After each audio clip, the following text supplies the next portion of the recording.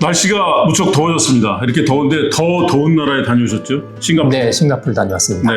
근데 싱가포르이 저는 미국, 중국, 영국, 뭐 우리나라, 이스라엘 정도가 AI 최강국인 줄 알았더니 싱가포르이 미국, 중국 다음이라는 얘기가 있습니다. 네, 사실 열심히 하는 걸로 치면 세계에서 가장 열심히 하는 나라 중에 하나고요.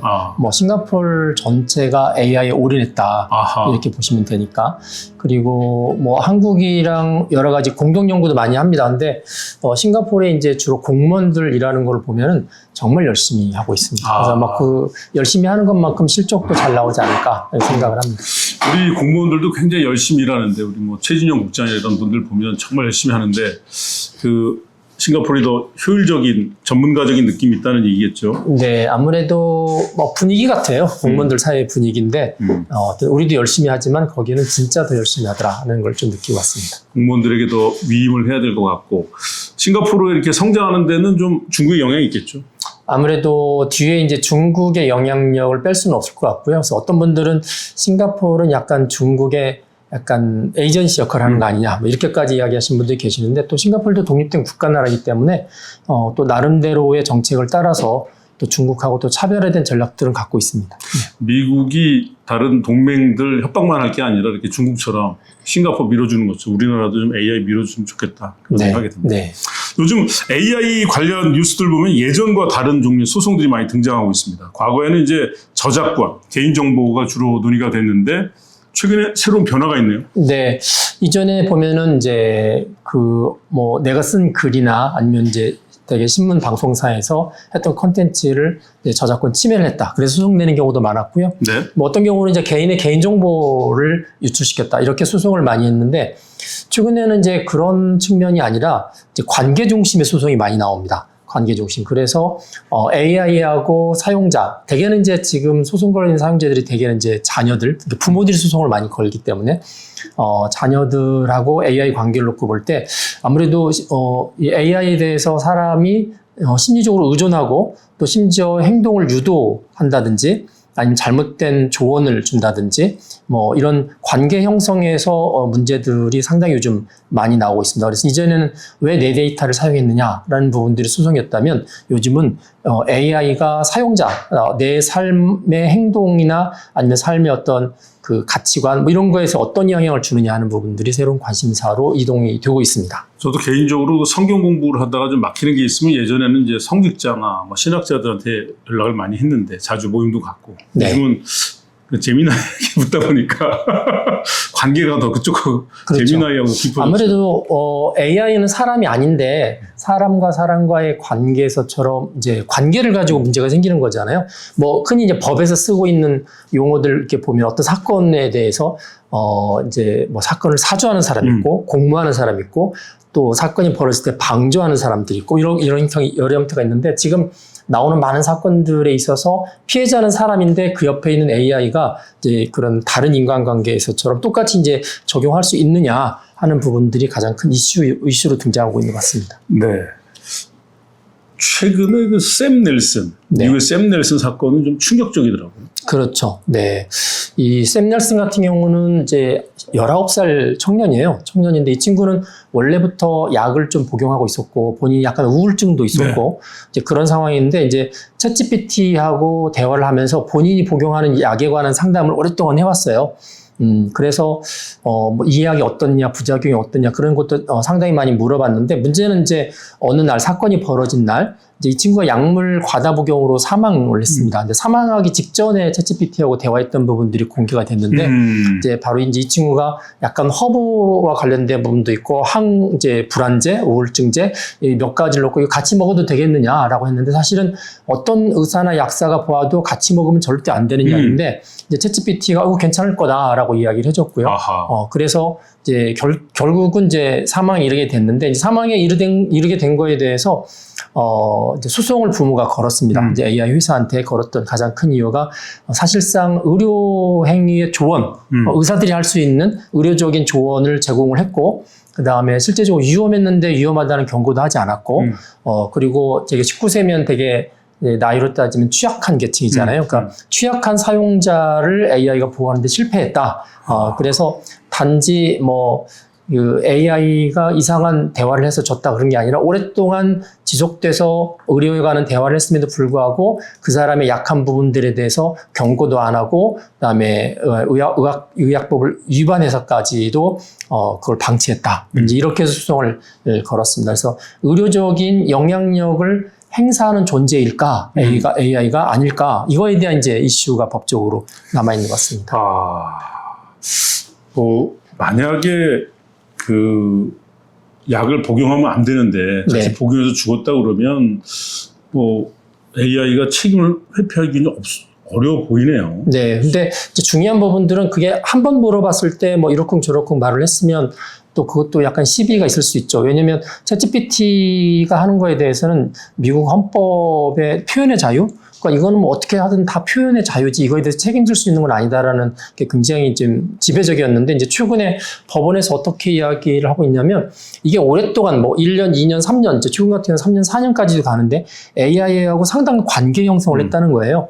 관계 형성을 하면서 사용자의 선호도, 그 사람의 뭐 특징, 그다음에 감정, 고민 이런 것들 AI가 다 알고 있다는 거죠. 그 알고 있는 상태에서 말 한마디 한마디가 그걸 알고 있는 상대한테 줬을 때 영향력이 대단히 크게 작용을 하기 때문에 장기간에 걸쳐서 관계가 형성됐고 그다음에 상대방을 잘 알고 있는 상태에서 위험할 수도 있는 것들을 적극적으로 제시했거나 아니면 위험한 상태인 걸 방치했거나 그랬을 때는 당연히 책임져야 되는 거 아니냐. 이제 그런 이슈들이 최근에 불거지고 있습니다. 요즘 현상을 보면 AI가 이제 법과도 밀접해지는 것 같은데 오늘 그렇지 않아도 이지혁 변호사가 우리 촬영 현장에 와 있는데 앞으로 조언을 많이 구해야 될 것 변호사님 같습니다. 앞에서 이상한 이야기를 지금 하는 것 같아서 이제 불안합니다. 우리 최정 변호사도 있는데 두 분께 좀 자주 자문을 구해야 될 것 같습니다. 어찌됐건 나의 과거를 누군가 알고 있다. 네. 굉장히 불안한 건데 이 AI가 장기 메모리 하고 있거든요. 그렇죠. 요즘에 이제 AI 리스크 이야기 많이 할 때 이렇게 이제 영어는 보통 롱텀 메모리 리스크라고 하는데 장기 기억 메모리라는 게 있습니다. 이게 챗GPT 3.5, GPT 3.5 초기 단계에는 그런 옵션이 없다가 이제 4.0 넘어가면서 이 장기 메모리, 내가 대화했던 것들을 내가 메모리 시킬 수 있는 옵션이 있어요. 그래서 이제 그거를 탁 누르면 사실 이 기능은 왜 만들었냐면 어떤 사용자에 관해서 개인적인 정보나 뭐 이런 것들을 다 속속들이 이제 파악하고 그 사람의 성향 같은 걸 다 분석한 다음에 비서 역할을 하려고 하는 거예요. 그러니까 AI 비서를 만들기 위한 전 단계가 이제 이 장기 메모리라는 건데 이 장기 메모리를 선택하면 보통 우리가 대화를 하면 대화했던 게 이렇게 기록에 돼 있거든요. 그것도 메모리 아니냐. 그런데 이제 그거 좀 다릅니다. 대화했던 내용뿐만이 아니라 그 사람하고 대화했던 내용을 분석을 해서 그 사람의 성향 분석도 하고요.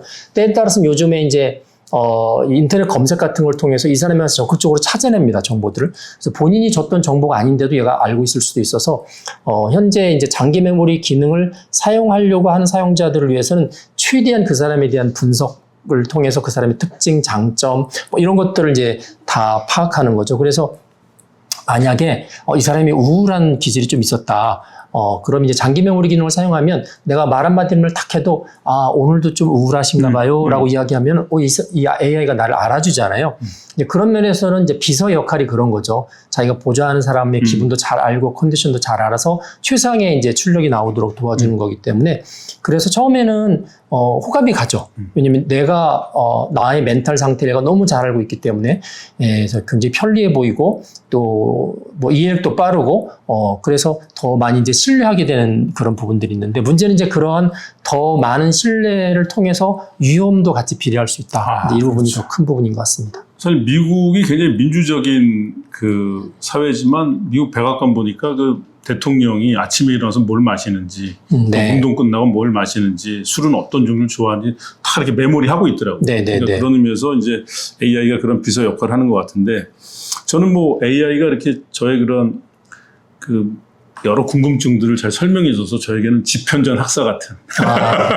저도 챗GPT 나오자마자 유료 사용을 시작해서 개인적으로 지금까지 쓰고 있는데 저도 이제 메모리 기능을 쓰고 있거든요.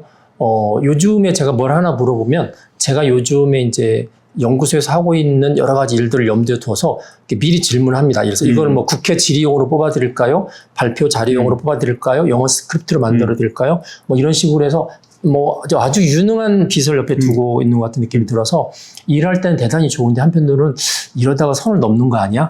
이제 나에 관한 정보들을 일정한 이상 이제 가지게 되면 어느 순간인가는 얘가 제안하는 걸 내가 거절할 수 없는 상태도 될 수 있겠다.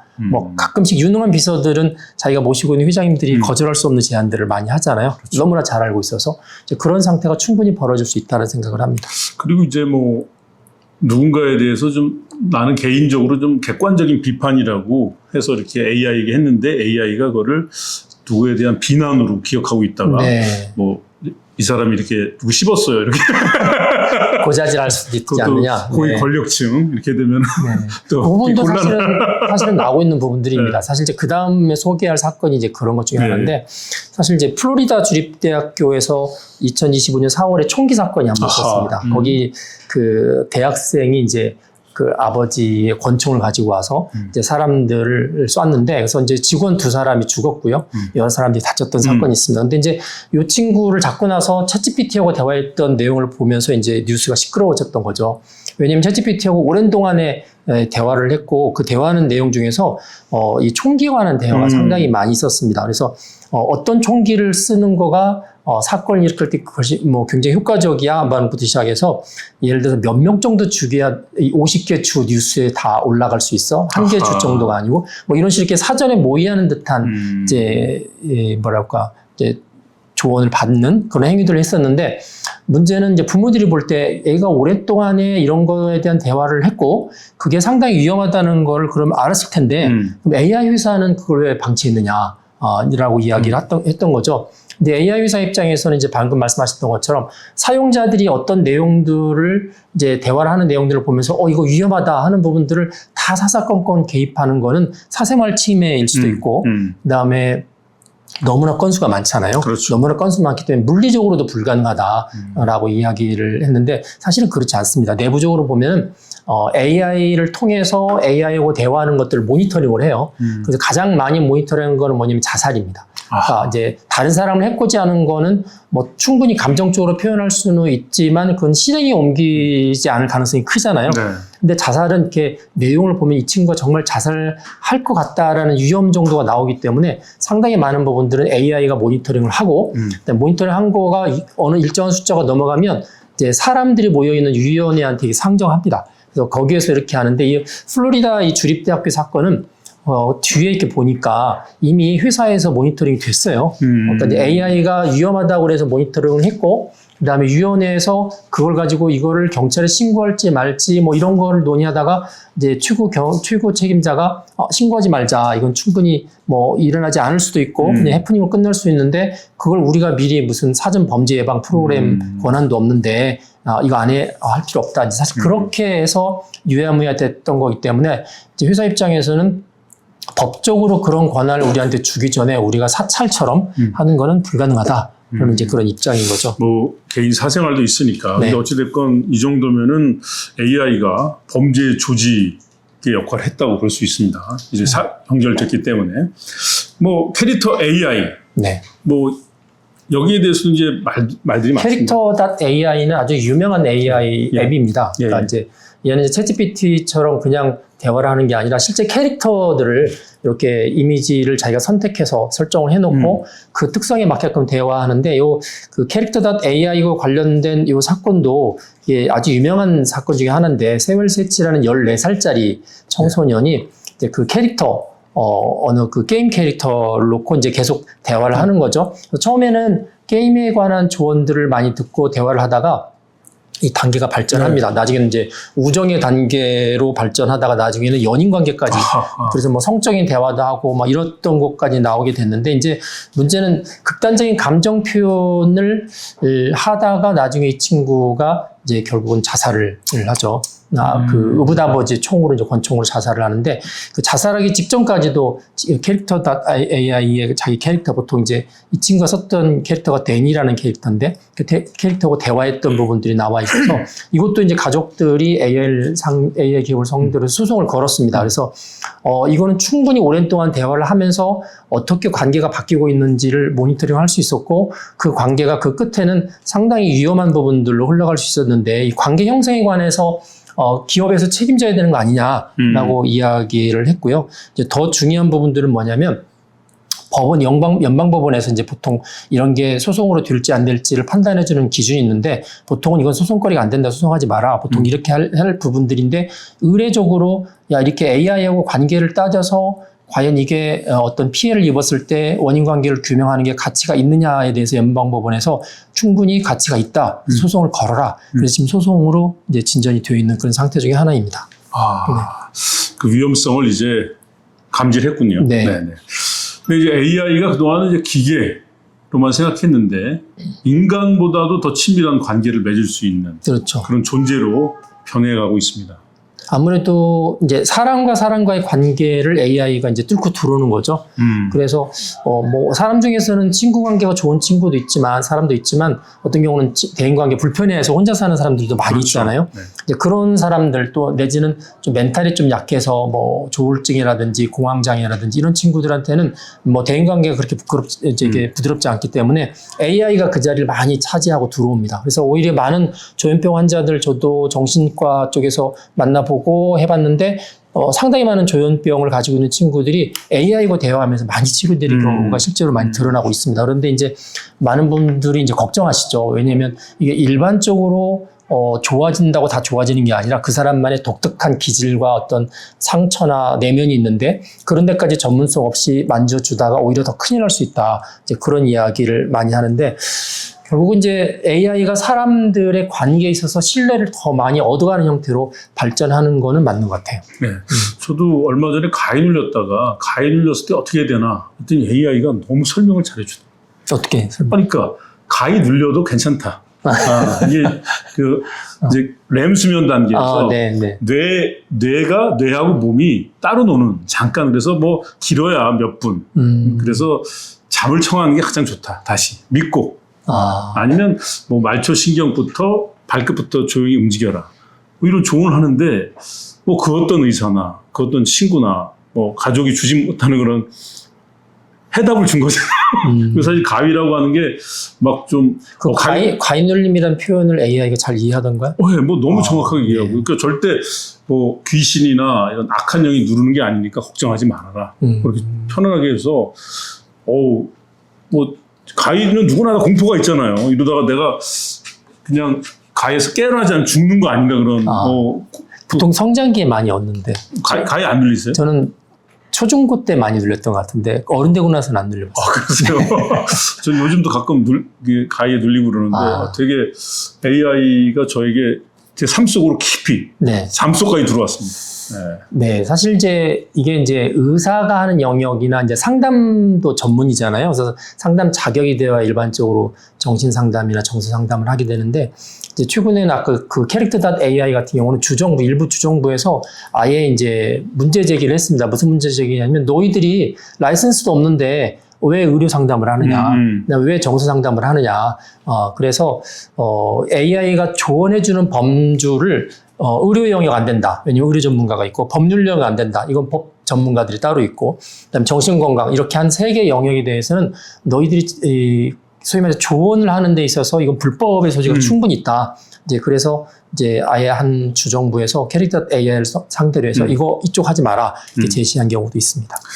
네, 그렇지만 이제 저 가위 눌림 관련해서 제가 너무나 유용한 정보를 얻은 것처럼 사실은 이걸 병원에 가서 하려고 그러면 몇 날 며칠 걸릴지 모르고 또 그렇죠. 검사도 많이 하고 병원에 가면 기록이 남잖아요.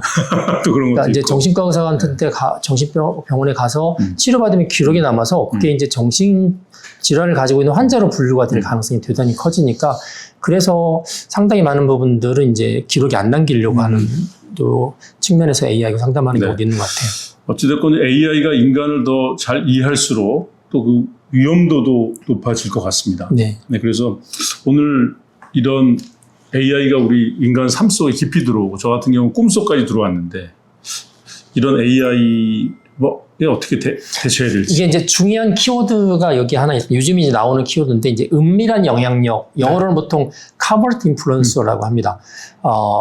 대놓고 친절하지 않았던 사람이 갑자기 친절해지면서 나한테 뭔가를 막 접근하면 경계하잖아요. 그렇죠.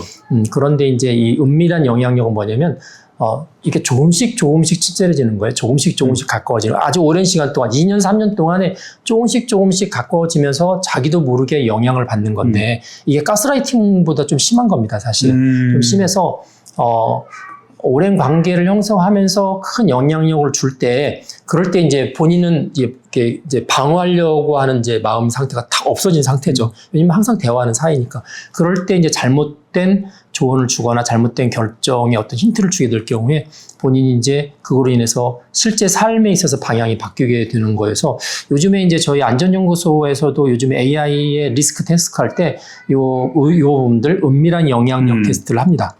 그래서 이 AI가 얼마만큼 사람들한테 영향을 줘서 잘못된 결정을 오도할 수 있는가의 그 레벨 테스트하는데 쉽지는 않지만, 이게 점점 사건으로 나타나고 있어서, 이제 앞으로는 이제 이런 영향력 있는 AI가, 항상 좋은 영향력을 주는 게 아닐 수도 있기 때문에 이 부분도 조심해서 봐야 된다. 이렇게 생각을 하고 있습니다.